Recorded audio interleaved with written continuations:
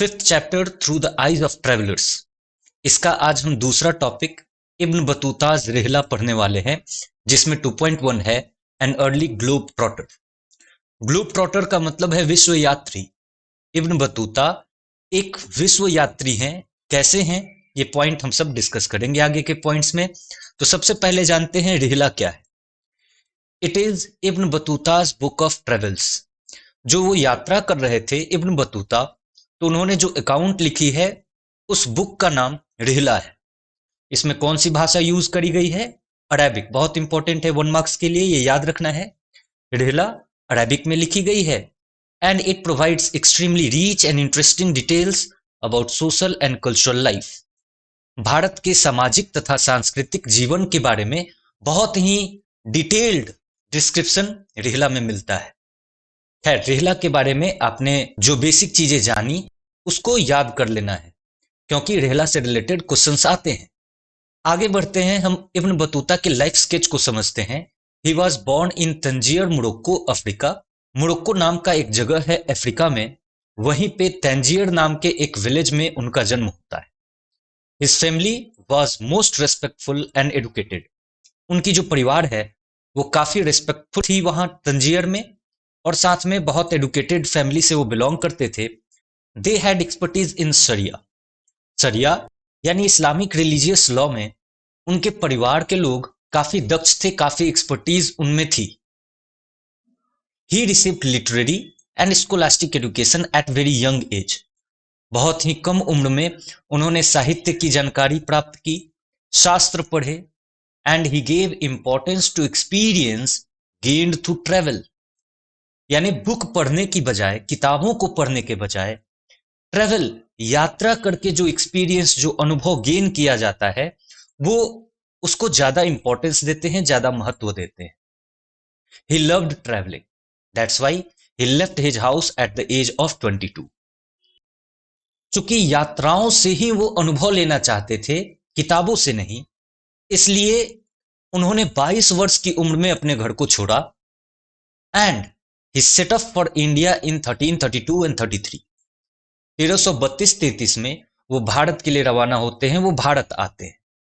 But before reaching Bharat, before reaching India, वो कौन कौन से जगहों को घूमते हैं?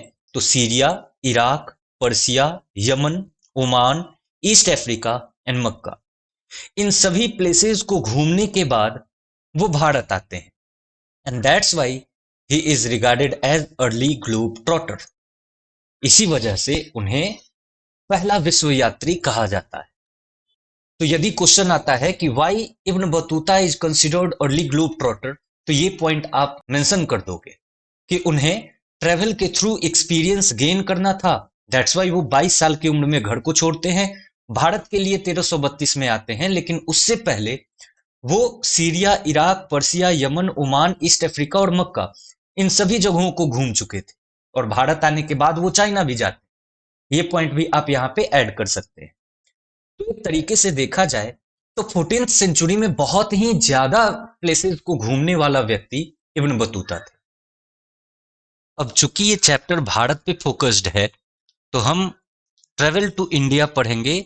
भारत में वो 1332-33 में आते हैं इब्न बतूता। तो भारत आने के बाद क्या होती है, ये पॉइंट हम लोग देखेंगे। He heard about Muhammad bin Tughlaq scholarship and great taste of art and literature. Muhammad bin Tughlaq वो विद्वता को काफी ढूंढता था और आर्ट और लिटरेचर के लिए उसका काफी ज्यादा इंटरेस्ट था। ये सुनकर मोहम्मद बिन तुगलक से मिलने के लिए वो इब्न बतूता आना चाहते हैं। He departed for Delhi via Multan and Uch and reached in 1334। Delhi के लिए वो जब रवाना होते हैं तो मुल्तान और ऊंच होते हुए आते हैं और 1334 में भारत पहुंचते हैं। ये पॉइंट ध्यान में रखना है कि मुल्तान और ऊंच होते हुए वो दिल्ली पहुंचते हैं। Muhammad bin Tughlaq was impressed by his scholarship. Muhammad bin Tughlaq उसके स्कॉलरशिप से काफी ज्यादा इन्फ्लुएंस्ड होता है, इम्प्रेस्ड होता है, और इसकी वजह से उसने दिल्ली के काजी के रूप में इब्न बतूता को अपॉइंट किया। ही रिमेन्ड काजी फॉर 8 years, 8 वर्षों तक वो काजी रहा। But relation with sultan strained and that's why he was put behind bars. एक बार सुल्तान के साथ में उसके रिश्ते खराब हो जाते हैं, तनावपूर्ण हो जाते हैं, जिसकी वजह से उसे जेल की सजा सुनाई जाती है। कैसे वो रिलेशनशिप खराब हुई इसका जिक्र नहीं है और ना आपको उस पर ध्यान देना है। बस इतना याद रखना है कि रिलेशन सुल्तान के साथ तनावपूर्ण हो जाते हैं, जिसकी वजह से उसको जेल में भेजा जाता है। बट कुछ ही महीनों के बाद that misunderstanding was resolved and he was reappointed to imperial service. वो जो मिसअंडरस्टैंडिंग हो गई थी सुल्तान और इब्न बतूता के बीच में, वो ठीक हो जाती है और उसको वापस से इंपीरियल सर्विस में लगा दिया जाता है। और 1342 में he was sent to China as ambassador of Muhammad bin Tughlaq. 1342 में इब्न बतूता को चाइना भेजा जाता है मोहम्मद बिन तुगलक के द्वारा, और वो एज एन एम्बेसडर वहां जाता है, वहां राजदूत के तौर पे जाता है। But he did not stay in China for long and decided to go home in 1347। जब वो चाइना पहुंच जाता है तो वहां ज्यादा दिनों तक रुकता नहीं है और वापस अपने घर जाने की सोचता है 1347 में। And he return home in 1354, 30 years later। जब वो निकले थे उसके 30 वर्षों बाद 1354 में वो वापस अपने घर पे पहुंचते हैं। And the local ruler he issued instruction that his stories be recorded. वहां के जो स्थानीय राजा थे उन्होंने ये निर्देश दिए कि उनकी कहानियां रिकॉर्ड करी जाए, उसको लिखा जाए।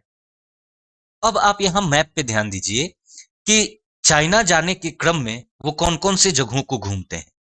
दिल्ली से डायरेक्टली नॉर्थ इंडिया होते हुए वो चाइना नहीं जाते, वो दिल्ली से सेंट्रल इंडिया होते हुए मालाबार कोस्ट पहुंचते हैं, मालाबार कोस्ट से मालदीव्स जाते हैं, वहां पे 18 महीने तक काजी का काम करते हैं। बहुत इंपॉर्टेंट ये सारे लाइंस चल रहे हैं, फिर से एक बार समझ लीजिए। दिल्ली से सेंट्रल इंडिया होते हुए मालाबार कोस्ट पहुंचते हैं, मालाबार कोस्ट से मालदीव्स आते हैं, मालदीव्स से श्रीलंका जाते हैं, श्रीलंका से वापस मालदीव्स और मालाबार कोस्ट आते हैं, फिर बंगाल, असम और सुमात्रा होते हुए चाइना पहुंचते हैं। तो ये मैप आपको ध्यान में रखना है, यहां से क्या क्या इंपॉर्टेंट है। तो पहला पॉइंट है मालदीव्स, जहां 18 महीने तक वो काजी के तौर पे काम करते हैं। और दूसरा पॉइंट है चाइना, जिस जगह पे वो पहुंचते हैं वो जगह थी जायतून। जायतून को अब हम क्वांझोउ के नाम से जानते हैं। तो जायतून वो पहुंचते हैं, ये इंपॉर्टेंट 1 मार्क्स के लिए हो गया। तो इंडिया में इब्न बतूता कैसे रहते हैं, कहां कहां जाते हैं, ये पॉइंट आपको समझ में आया होगा। अब देखते हैं कि ये बात कब की चल रही है, ये सारे ट्रेवल्स कब के हैं, 14th सेंचुरी के। तो was it an easy task to travel at that time? क्या उस समय यात्राएं करना इतना आसान थी? तो in 14th century travelling was not easy and comfortable. इतनी आसान नहीं थी और इतनी आरामदेह भी नहीं थी, कंफर्टेबल भी नहीं थी। It was very dangerous and risky to travel distant places. दूर के स्थानों पे घूमना काफी ज्यादा खतरनाक था और रिस्की भी था। And it was time taking also to reach destinations. अपने गंतव्य पे पहुंचना बहुत ज्यादा उसमें समय भी लगता था, एक जगह से दूसरे जगह जाने में बहुत ज्यादा समय भी लगता था। जैसे इब्न बतूता जिक्र करता है कि मुल्तान से दिल्ली आने में 40 दिन लगते हैं, सिंध से दिल्ली जाने में 50 दिन लगते हैं। दौलताबाद, जो कि मोहम्मद बिन तुगलक के द्वारा कैपिटल बनाया गया था 1 वर्ष के लिए, तो दौलताबाद से दिल्ली पहुंचने के लिए 40 दिनों का समय लगता था और ग्वालियर से दिल्ली 10 दिनों में पहुंचा जा सकता था। तो 14th सेंचुरी में ट्रेवल करना आज के जितना आसान नहीं था, डेंजरस और रिस्की के साथ साथ टाइम टेकिंग भी हुआ करता था। Security was also point of worry. चिंता की विषय सुरक्षा भी हुआ करती थी, सिक्योरिटी भी थी, because travelling was not secure. इतनी सुरक्षित नहीं थी उस समय यात्राएं करना। इब्न बतूता लिखता है कि he was attacked by robbers several times. जब वो यात्राएं कर रहा था उस वक्त डकैतों के द्वारा, लुटेरों के द्वारा उसके ऊपर अटैक किया जाता है। Even travelling in Karwaan was not safe. कारवां क्या होती है? तो जब ग्रुप ऑफ पीपुल एक जगह से दूसरी जगह ट्रेवल करते हैं तो उसे हम कारवां कहते हैं। ग्रुप में पीपुल चल रहे हैं, इसके बावजूद भी वो सुरक्षित नहीं थी, वो सेफ नहीं थी, क्योंकि मुल्तान से जब वो दिल्ली के लिए रवाना हुआ था तो वो एक कारवां में ही गया था, ग्रुप ऑफ पीपुल के साथ जा रहा था, in which many people were killed and many injured. जब उसके ऊपर अटैक होता है तो बहुत सारे लोग मारे भी जाते हैं और बहुत सारे लोग घायल भी हो जाते हैं। तो travelling, was it easy? No. और कैसे ये जस्टिफाई करना है ये आपको समझ आ गया होगा। यही आपका पेज 121 में एक बॉक्स दिया हुआ है, in the foot steps of Ibn Battuta. ये वाला बॉक्स इस स्लाइड में तो नहीं है, लेकिन आपको ध्यान में रखना है कि 1400 से 1800 के बीच में बहुत सारे यात्री भारत आते हैं और उन्होंने फारसी भाषा में बहुत सारी ट्रैवलॉग्स लिखी। और इसी समय काल में, इसी टाइम पीरियड में बहुत सारे इंडियन विजिटर्स भी सेंट्रल एशिया, ईरान और ऑटोमन एम्पायर में जाते हैं और कभी कभी अपने अनुभवों को भी लिखते हैं। तो ये जो 1400 से 1800 के बीच में ट्रेवल्स हो रहे थे, उसमें जो ट्रैवलर था वो अलबर्नी और इब्न बतूता के द्वारा लिखी गई जो ट्रैवलॉग है उसी का हेल्प लिया। यानी इब्न बतूता और अलबर्नी के द्वारा लिखी गई जो ट्रैवलॉग है उसने उन यात्रियों को मदद की। उस समय जो इंपॉर्टेंट राइटर्स भारत आते हैं उनमें है अब्दुल रजाक समरकंडी, जो साउथ इंडिया में आते हैं 1440s में। जो विजयनगर एम्पायर के ऊपर अकाउंट है उसमें उनका बहुत योगदान है। उन्होंने विजयनगर एम्पायर के बारे में लिखा है। तो अब्दुल रजाक समरकंडी ये साउथ इंडिया आते हैं, ये याद रखने वाली बात है। दूसरे हैं महमूद वाली बल्खी। महमूद वाली बल्खी 1620s में भारत में ट्रेवल करते हैं और वो यहाँ से इतने इन्फ्लुएंस्ड हो जाते हैं कि कुछ समय के लिए सन्यासी भी बन जाते हैं। बहुत ही इंपॉर्टेंट, ये 1 मार्क्स के लिए हो जाएगा। महमूद वाली बल्खी वो इंडियन कल्चर से इतने इन्फ्लुएंस थे कि कुछ समय के लिए सन्यासी बन के भी रहे।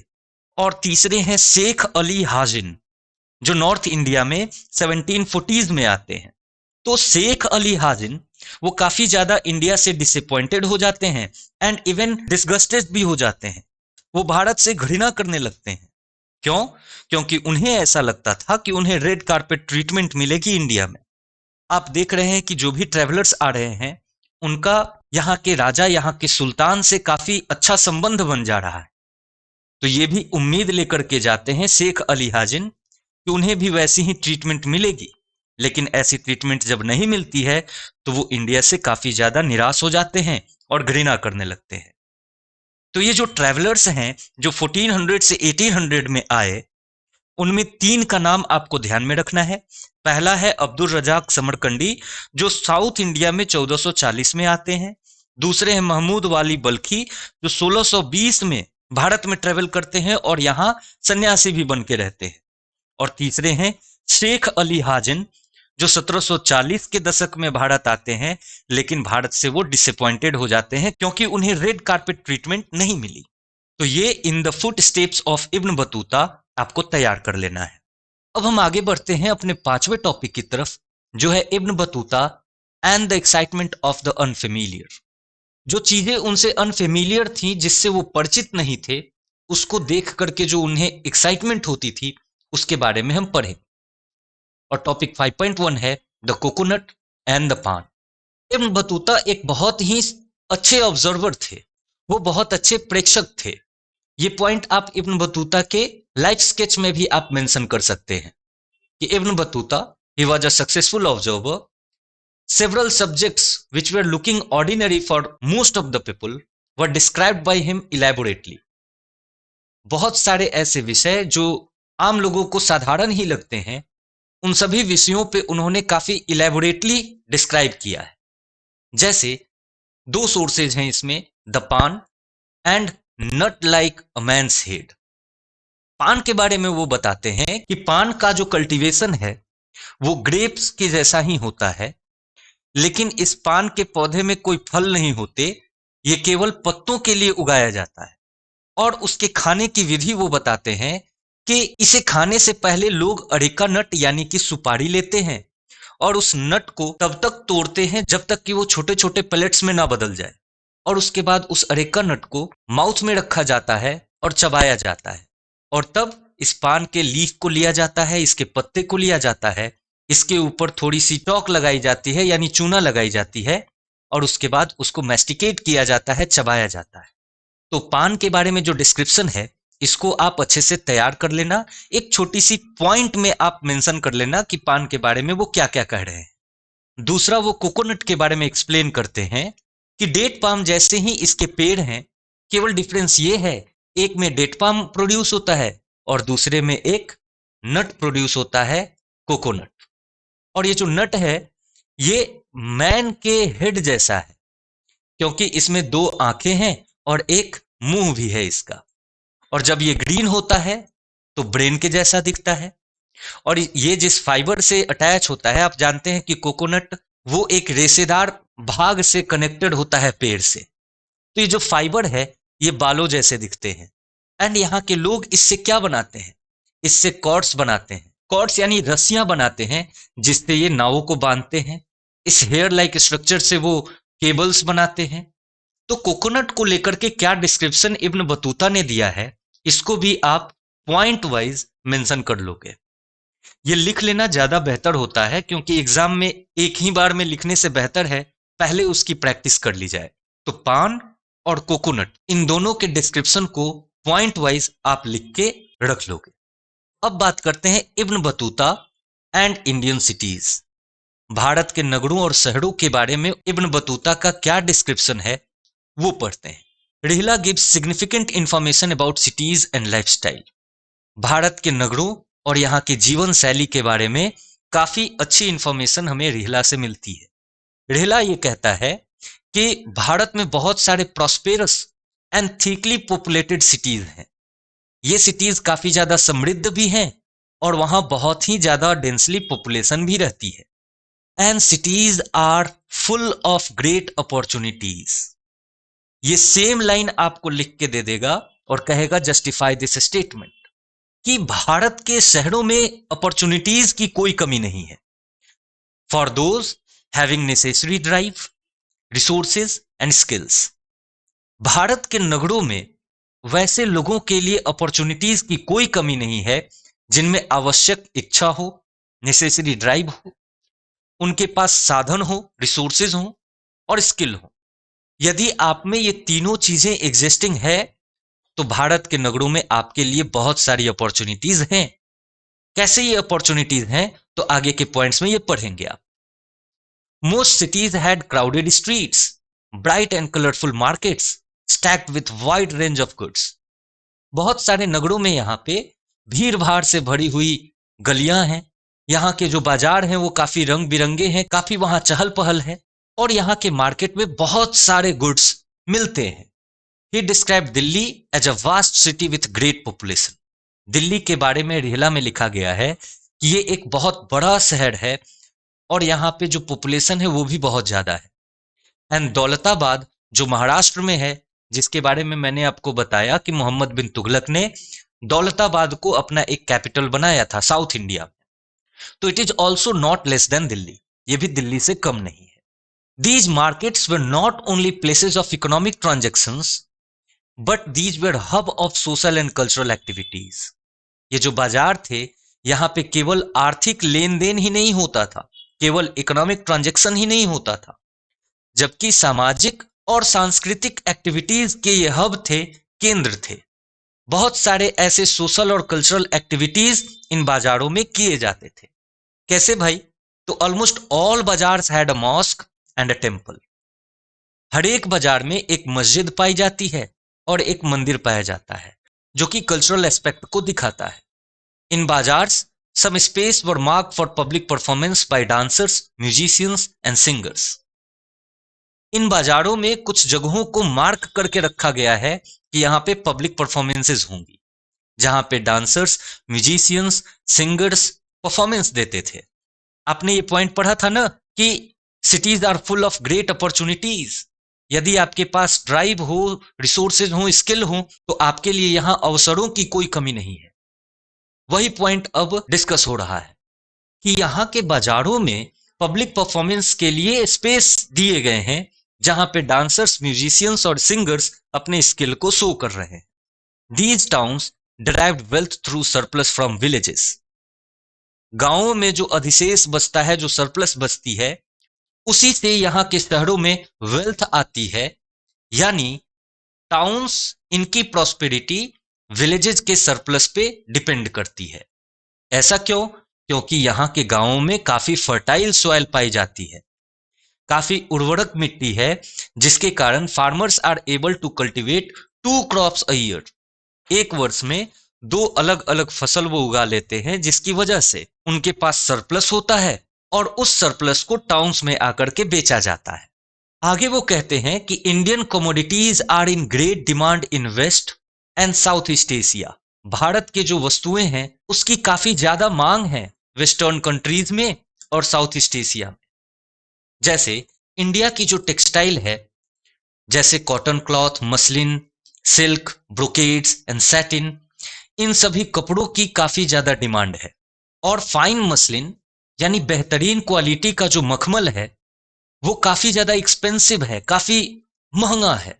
That only reach could afford, उसे केवल अमीर व्यक्ति ही अफोर्ड कर सकता है, पहन सकता है या खरीद सकता है।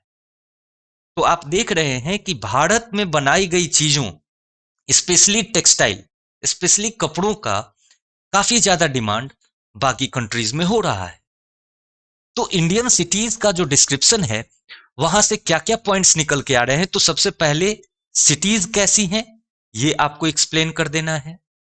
यहां पे अपॉर्चुनिटीज की कोई कमी नहीं है, ये आपको एक्सप्लेन करना है। और तीसरा कि इंडियन गुड्स का डिमांड वेस्टर्न और साउथ ईस्ट एशियन कंट्रीज में काफी ज्यादा है, वो कैसे है, ये सारे पॉइंट्स आपके यहां क्लियर हो जाएंगे। अब बात करते हैं हम last topic, a unique system of communication. Communication के लिए कैसी सिस्टम भारत में उस वक्त इस्तेमाल होती थी, इब्न बतूता ने उसको भी एक्सप्लेन किया है। एक पॉइंट ये आपको इसमें ध्यान में रखना है कि state took special measures to encourage merchants and commercial activities. जो राज्य है, जो राजा है, वो कुछ स्पेशल उपाय किया करता है ताकि यहाँ के व्यापारी और कमर्शियल एक्टिविटीज को इनकरेज किया जा सके, उसको बढ़ावा दिया जा सके। जैसे इंस and guest houses were made on all trade routes.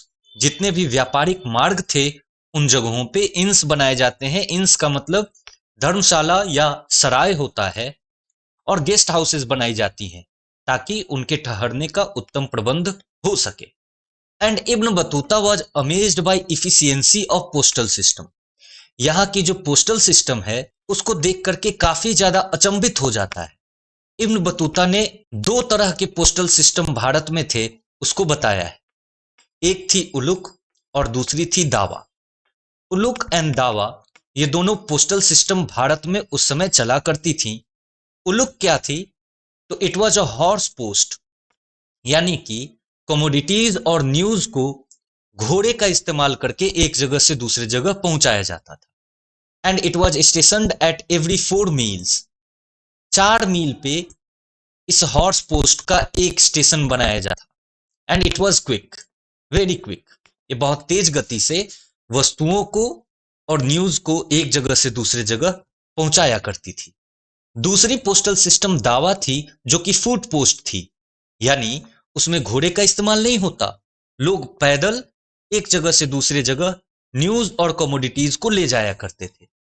और इसमें हर मील में 3 स्टेशन हुआ करती थी। जैसा कि आपने उलुक में देखा, हर 4 मील पे एक स्टेशन, लेकिन दावा में हर एक मील में 3 स्टेशन बनाए जाते थे।